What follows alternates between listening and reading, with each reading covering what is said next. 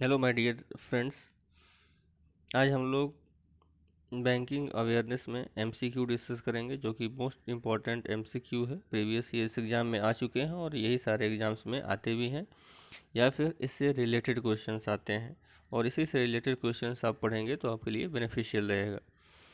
All bank exams like IBPS clerk, IBPS PO, SBI clerk, SBI PO, RRB clerk, RRB PO, specialist officer, ये सारे banking exams के लिए ये most important questions के series है। तो फर्स्ट क्वेश्चन हम यहाँ पे देखेंगे, which organization is responsible for the refinancing of agriculture and rural development. कौन सी ऐसी ऑर्गेनाइजेशन है जो कि एग्रीकल्चर सेक्टर में रीफाइनेंस करने के लिए और रूरल में एग्रीकल्चर फाइनेंस एंड डेवलपमेंट के लिए रिस्पॉन्सिबल होती है। ये option RBI, NABARD, SIDBI and SEBI. तो आंसर होगा NABARD, that means B, national bank for. इसका फुल नेम भी आपको आना चाहिए, हेड ऑफिस कहाँ पे है ये आना चाहिए, और कब इस्टेब्लिश हुआ है ये आना चाहिए। इस तरह से क्वेश्चन पूछे जाते हैं। तो आरबीआई, नाबार्ड, सिडबी और सेबी, ये सारे पॉइंट्स इंपॉर्टेंट हैं। इसमें आपको हेड ऑफिस, एस्टेब्लिशमेंट डेट और फुल नेम इसका याद होना चाहिए। तो आप फर्स्ट क्वेश्चन का आंसर होगा बी, दैट मीन्स नाबार्ड, और इसका पूरा नाम है national bank for agriculture and rural development. ये एग्रीकल्चर सेक्टर और रूरल सेक्टर के लिए फंड यानी पैसा अवेलेबल कराता है। ये बैंकों को पैसा देता है और बैंक्स फिर पब्लिक को पैसा देती है, इसलिए इसको कहा जाता है रीफाइनेंस एजेंसी। तो और हेड ऑफिस इसका है नाबार्ड का मुंबई, महाराष्ट्र में। Next question number 2, who manage foreign exchange reserve in India. India में फॉरेन एक्सचेंज रिजर्व को कौन मैनेज करता है। दैट मीन फॉरेन करेंसी को कौन रिजर्व करता है, कितनी करेंसी होनी चाहिए, कितनी करेंसी नहीं होनी चाहिए। तो इंडिया में फॉरेन एक्सचेंज रिजर्व को मैनेज करता है, आपके पास ऑप्शन है 1 2 3 4 ABCD, चार ऑप्शन हैं। यहाँ पे आंसर होगा that means RBI, reserve bank of India. Foreign exchange को इंडिया में रिजर्व करने का काम, कंट्रोल करने का काम, मॉनिटर करने का काम करती है RBI। इसका पूरा नाम है रिजर्व बैंक ऑफ इंडिया। और ये कब इस्टेब्लिश करी गई थी? इस्टेब्लिश करी गई थी 1 अप्रैल 1935 में। 1 अप्रैल 1935 को की गई थी। करंट में इसका हेड ऑफिस है मुंबई में। मुंबई में 1937 से ही है। जब इस्टेब्लिश किया गया था 1935 में, तो ये सिचुएटेड था कोलकाता में। तो आरबीआई से रिलेटेड आपको इम्पोर्टेंट क्वेश्चन हमेशा रिमेंबर रखना है। जैसे आरबीआई का हेड ऑफिस कहाँ पे है, आरबीआई कब इस्टेब्लिश करी गई थी, आरबीआई में करंट गवर्नर्स कौन से हैं, करंट डिप्टी गवर्नर्स कौन से हैं, और कौन सी पॉलिसी रेट्स हैं, ये रिलेटेड क्वेश्चन से हमेशा पूछे जाते हैं। Next question number 3, the activities undertaken by banks apart from there normal functioning. Normal functioning मतलब लाइक उसको डिपॉजिट करना पैसा, विड्रॉ करना पैसा, इसके अलावा अगर बैंकिंग एक्टिविटी करता है तो वो कौन सी बैंकिंग एक्टिविटी के कैटेगरी में आएगा। You have option A, B, C and D, चार ऑप्शन आपके पास हैं। अगर bank normal functioning like deposit and withdraw के अलावा, लोन फैसिलिटी के अलावा अगर कोई एक्टिविटी करता है तो उस एक्टिविटी को हम बोलते हैं पैरा बैंकिंग। दैट मीन्स अगर वो इंश्योरेंस का वर्क करने लगे, म्यूचुअल फंड का भी वर्क करने लगे, तो इस तरह की एक्टिविटी जो होंगी वो पैरा बैंकिंग के अंदर आएंगे।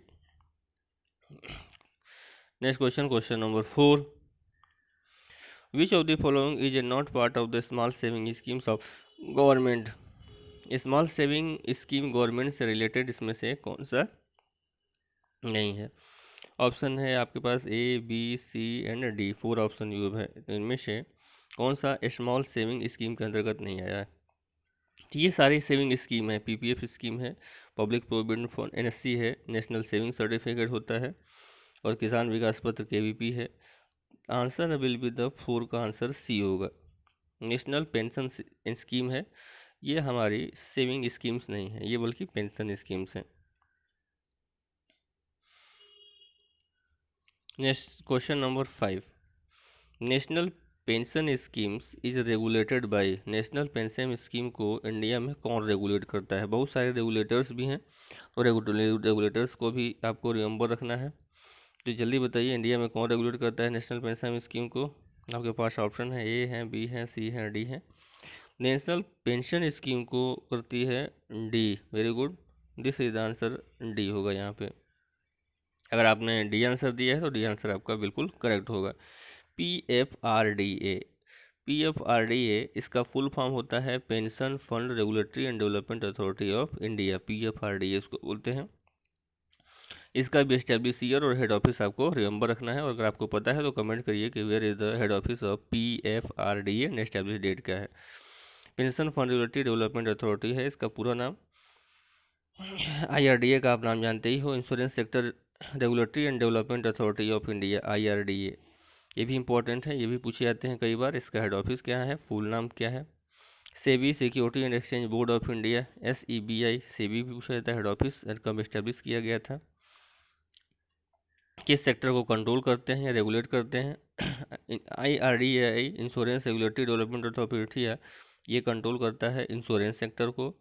सेबी इंश्योरेंस करती है सेक्टर मार्केट को। RBI रेगुलेट करता है बैंक्स को। और PFRDA तो हम लोगों ने पढ़ाई है किसको करता है, पेंशन फंड स्कीम को रेगुलेट करता है। Next question number 6, which institution has been set up for performing export in India by providing the credit risk insurance? कौन सी ऐसी इंस्टीट्यूशन है जो प्रमोटिंग करती है एक्सपोर्ट को इंडिया में बाय क्रेडिट रिस्क वहाँ पे अवेलेबल करा करके। आपके पास ऑप्शन है A, B, C and D। Answer आपका बिल्कुल करेक्ट है यहाँ पे, और आंसर होगा डी, 6 का D. ECGC export credit guarantee corporation of India, ECGC आपको यहाँ पे अवेलेबल कराती है फंड्स और क्रेडिट्स, जिससे कि आप एक्सपोर्ट को प्रमोट कर सकें। एक्सपोर्ट प्रमोट करने से बहुत सारी कंट्रीज़ को अर्निंग भी होती है, कंट्री में बहुत सारी अर्निंग होगी। एक्सपोर्ट करने से हमारा मार्केट में हमारा सामान अदर कंट्री में जाता है, अदर कंट्री हमें क्या देती है, मनी फंड मुहैया कराती है। तो एक ECGC का पूरा नाम होता है एक्सपोर्ट क्रेडिट गारंटी कॉरपोरेशन। ये ECGC जो होती है क्रेडिट अवेलेबल कराती है। अब ये सेटअप करी गई थी 1957 में। अब यहाँ पे देखेंगे पूरा नाम क्या है एग्जिम बैंक का। एग्जिम बैंक का होता है export import bank, export import bank इसको बोलते हैं। SIDBI है small industrial development bank of India. IRDA है insurance regulatory development authority of India. इसका पूरा नाम आपको रिमेंबर होना चाहिए, head office and date, establishment date. Number 7, which of the following rate remains unaffected due to the change in the repo rate. Which of the following rates remains unaffected due to change in the repo rate. Repo rate में change होने से कौन से rate unaffected रहेंगे। तो इसमें ढेर सारे रेट दिए हुए हैं। पहला है repo reverse repo rate, bank rate, MSF and SLR। तो your answer will be the option number D. तो ऑप्शन नंबर डी इसका आंसर होगा। SLR जो होगा, ये सारे रेट्स हैं, इसको पॉलिसी रेट्स बोलते हैं RBI को। यही रेट्स मॉनेटरी पॉलिसी कमेटी होती है RBI की, MPC, जिसमें कि 6 मेंबर्स होते हैं और इसका हेड होता है RBI गवर्नर। यही MPC monetary policy committee RBI के पॉलिसी रेट्स को चेंज करती रहती है, घटाती बढ़ाती रहती है इन्फ्लेशन को कंट्रोल करने के लिए। तो इन रेट्स को हमेशा आपको रिमेंबर रखना है। हर 2 महीने बाद चेंज भी हो सकते हैं, घट भी सकते हैं और रेट बढ़ भी सकते हैं। तो reverse repo rate, bank rate, MSF और SLR, ये 4 टाइप्स के रेट्स होते हैं। सॉरी, रिवर्स रेपो रेट, इसके अलावा एक होता है रेपो रेट भी। ये सारे रेट्स हमेशा रिमेंबर रखेंगे कितने हैं करंट में। मैं अभी बता दे रहा हूँ, अभी करंट में जो लास्ट में अपडेट्स हुआ था 6 अगस्त में, उसके अकॉर्डिंग 6 अगस्त 2021 के अकॉर्डिंग अभी जो रेट्स हैं करंट में, वो रेपो रेट है 4%। करंट में जो रेपो रेट है वो कितने परसेंट है, 4% है। रिवर्स रेपो रेट हमेशा रेपो रेट से कम ही होता है, तो ये अभी करंट में 3.35% अभी करंट में है। आफ्टर दैट आप देखेंगे MSF और बैंक रेट दोनों साथ ही होते हैं और दोनों का सेम रेट होता है। MSF बैंक रेट है 4.25%। उसके बाद SLR जो होता है स्टेशनरी लिक्विडिटी रेशियो, ये है आपका 18%।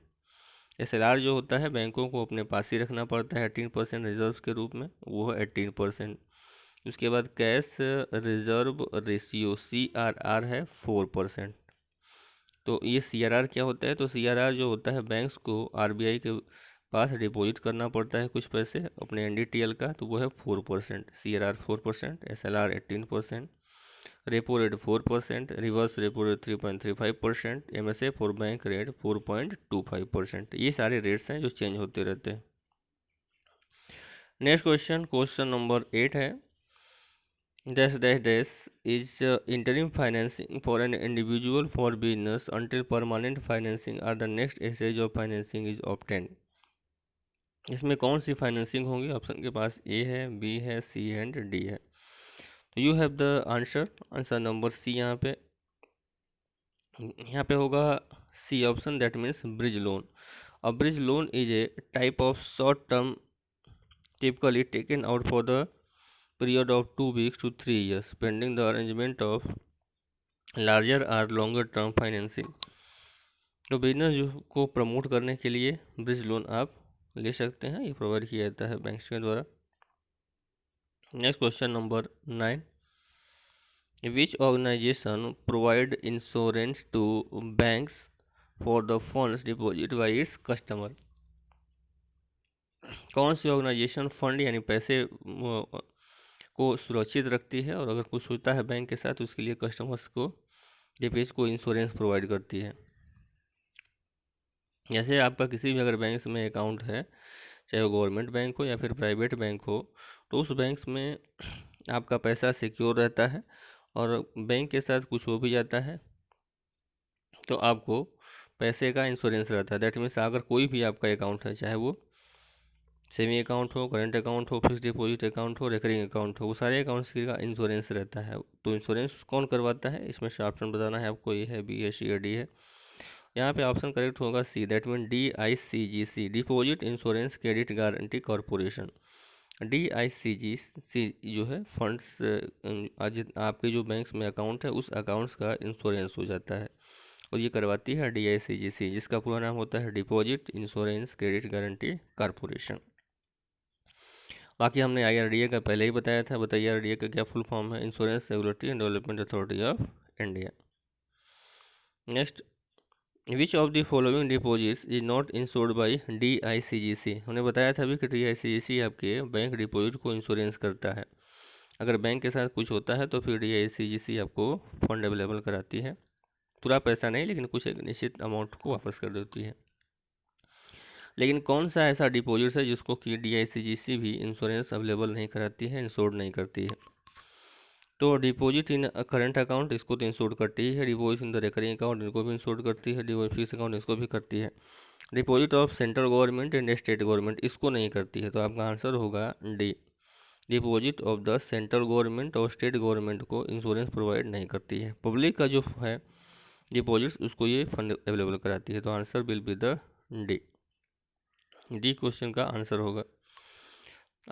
यहाँ डिटेल्स भी हमने दिया है। DICGC insures all the banks deposit such as saving, fix, credit, current, recurring, except the following type of deposit, deposit of foreign government, foreign government को भी नहीं देती है। Deposit of central and state government, inter bank deposits, deposit of the state and land development banks, state cooperative banks, any amount due on the account and deposit received by the any cooperative banks. ये सारे banks को वो और ये सारे deposits को DICGC insured नहीं करती है।